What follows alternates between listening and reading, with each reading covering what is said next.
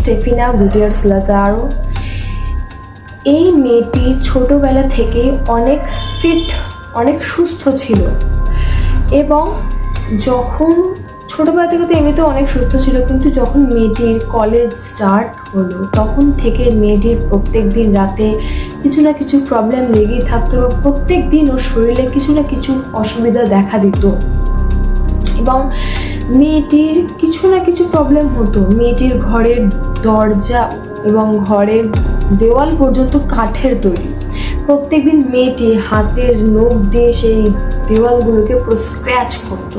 Scratch করার কারণে মেয়েটির হাতের নখ উঠে উঠে চলে এসেছে। স্টেফিনা খুব বেশি পরিমাণে রেগে গিয়ে তার বোনের ওপরে আক্রমণ করে বসে। ডাক্তারের সাথে তাকে যোগাযোগ করালো, তারপরেও তার কোনো অসুবিধা ধরা পড়েইনি। হ্যালো গাইজ, আজকে আমি চলে এসেছি সম্পূর্ণ একটা নতুন ভিডিও নিয়ে। আজকে আবারও একটা হরর চ্যালেঞ্জ নিয়ে এসেছি আমি। আজকের চ্যালেঞ্জটা যেটা আমি করবো সেটা সম্পূর্ণ একটা সত্য ঘটনার উপরে নির্ভর করে চ্যালেঞ্জটা আজকে যে চ্যালেঞ্জটার কথা বলছি, এই চ্যালেঞ্জটার উপরে নির্ভর করে একটা মুভিও তৈরি হয়েছে যে এতটা ভয়ঙ্কর যে 100 জনের মধ্যে যে কোনো 2 জন দেখতে পারবে এবং বেশিরভাগ লোক এই মুভিটা দেখার কারণে হার্ট অ্যাটাক করেছে। সো এখন দেখতেই পাচ্ছেন এখন 2:28 AM। সো আমি এখন আর কথা না বাড়িয়ে আমি এখন আজকের ভিডিওটা আমি স্টার্ট করছি। আজকের ভিডিওটা সত্যি অনেক ভয়ঙ্কর হতে চলেছে। জানি না এই ভিডিওটা করার পর হয়তো আমি বেঁচে নাও থাকতে পারি, তার জন্য আমি নিজেকে সেফ রাখার জন্য একটা ছোট পকেট গীতাও নিজের কাছে রেখেছি যাতে আমি নিজে সেফ থাকি অ্যান্ড আপনাদেরকে দেখাতেও পারি। যে আজকে যে টপিকটা নিয়ে এসেছি সেটা হচ্ছে ভেরোনিকা চ্যালেঞ্জ। ভেরোনিকা একটি মেয়ে যার নাম হচ্ছে স্টেফিনা গুটিয়ার্স লাজারো।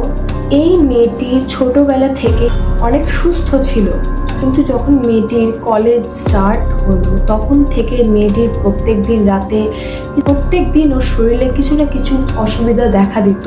মেয়েটির ঘরের দরজা এবং ঘরের দেওয়াল পর্যন্ত কাঠের তৈরি।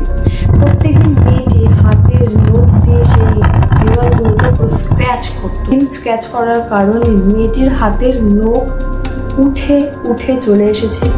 বাড়ির লোকে স্টেফিনাকে পাগল ভাবে এবং শহরের ডাক্তারের সাথে কথা বলেছে। কোনো রকমের কোনো রোগ ধরায় পড়ে অ্যান্ড তারপর যখন স্টেফিনাকে বাড়িতে নিয়ে আসা হয় তখন 13 জুলাই 1991 রাতেবেলা স্টেফিনা খুব বেশি পরিমাণে রেগে গিয়ে তার বোনের ওপরে আক্রমণ করে বসে। ফলে তার বোন নিজেকে যেমন তেমন করে বাঁচিয়ে তার মাকে বাবাকে ডাকে। আর মা বাবা যখন আসে তখন দেখতে পায় যে স্টেফিনা কিরকম উল্টো পাল্টা ব্যবহার করছে। তাকে ভাবা হয় যে সে হয়তো মেন্টালিটি প্রবলেমে ভুগছে, তার জন্য শহরে বড় বড় ডাক্তারের সাথে তাকে যোগাযোগ করালো, তারপরেও তার কোনো অসুবিধা ধরা পড়েইনি। একদিন হট করে স্টেফিনা কোমায় চলে যায়। কোমায় চলে যাওয়াতে আবারও ডাক্তারের সাথে কনসাল্ট করা হয়, কিন্তু তখনও ডক্টর বলে যে কোনো রোগ নেই। কেন এরকম হচ্ছে কেউ জানতেই পারে না। এটা সত্যি বলতে একটা মিস্ট্রিভাবে এরকমটা ঘটেছে অ্যান্ড আজ অব্দি কেউ জানে না যে কী করে স্টেফিনা মারা গেল। স্টেফিনার ঘরে যখন ওর মা ঘর পরিষ্কার করতে গেছিল তখন স্টেফিনার ঘর থেকে একটা ভিজা বোর্ড পাওয়া যায়, বিভিন্ন রকমের জিনিস পাওয়া যায়, যেটা দেখে খুব ইজিলি বোঝা যাচ্ছিল যে স্টেফিনা ঘরে একা ডেভিল আর্টসে কালা জাদু ব্ল্যাক ম্যাজিক প্র্যাকটিস করে। ভিডিওটা স্টার্ট নিচ্ছে এইখান থেকে। আপনাদের মাথায় নিশ্চয়ই এটাই আসছে যে স্টেফিনার সাথে এই ভেরোনিকা চ্যালেঞ্জের কি গুরুত্ব বা কি যুক্ত। সত্যি বলতে স্টেফিনা যখন ব্ল্যাক ম্যাজিক করতো তখন নিজেকে ভেরোনিকা বলে পরিচয় দিত। তার জন্যে আজকে এই চ্যালেঞ্জটির নাম ভেরোনিকা চ্যালেঞ্জ। 233 এক ঘরে আমি একা, তার জন্য আমি আজকে কোনো রকম কোনো রিস্ক নিতে চাই না। সেই জন্য আজকে আমার দাদা রয়েছে আজকে চ্যালেঞ্জটা করার জন্য। দেখা হচ্ছে 3টের সময় পুরো সেট আপ নিয়ে। Veronica Veronica, Veronica, Veronica, Veronica, Veronica, Veronica, Veronica, Veronica, Veronica, Veronica, Veronica, Veronica, Veronica, Veronica, Veronica. Veronica.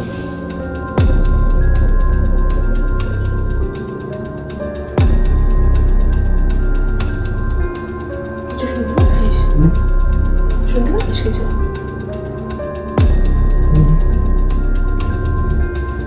Guys, এখনো কোনো রকমের কোনো রেসপন্স আসছে না, কোনো রকমের কিছু ধরা পড়ছে না, কোনো কিচ্ছু বুঝতে পারছি না। দাদা পর্যন্ত বলছে যে কিছু বুঝতে বেশ বড় মন পড়েছে। Guys, আমার মনে হচ্ছে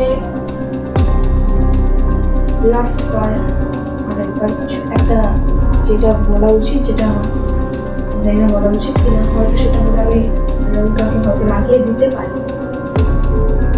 So, Veronica, Veronica, I kill you. I kill you.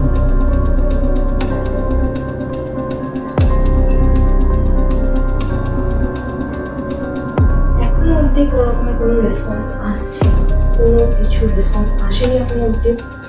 তো জানি না এটা কতটা কি সত্যি, কতটা কি মিথ্যে, কতটা গাইস যাই হয়ে যাক না কেন, এইরকম ধরনের চ্যালেঞ্জ আপনারা কখনোই ঘরে একা ট্রাই করবেন না। তার জন্য আমি নিজের সাথে একটা সেফ গীতা রেখেছি, প্লাস আমার দাদা আছে।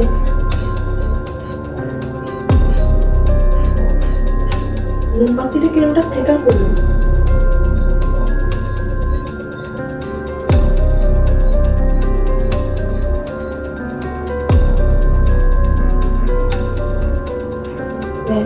আমার নিঃশ্বাস লাগছে বলে হয়তো হতে পারে, বাট আমি শোবে আমি এই চ্যালেঞ্জটা তাড়াতাড়ি শেষ করবো, কারণ এখন অলরেডি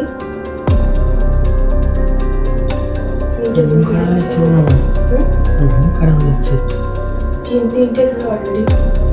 সো আমার দাদা বলছে ওর নাকি গুজবাম্পস আসছে। সো আমি এইসব ধরনের আমি আর ভিডিও মানে এইসব ধরনের চ্যালেঞ্জ আমি এখন আর কন্টিনিউ করছি না, আমি এখন এখানে স্টপ করছি। তো দেখা হচ্ছে নেক্সট ভিডিওতে। সো গাইস দেখা হচ্ছে নেক্সট ভিডিওতে। তো এখনের মতো tata, bye bye, see you.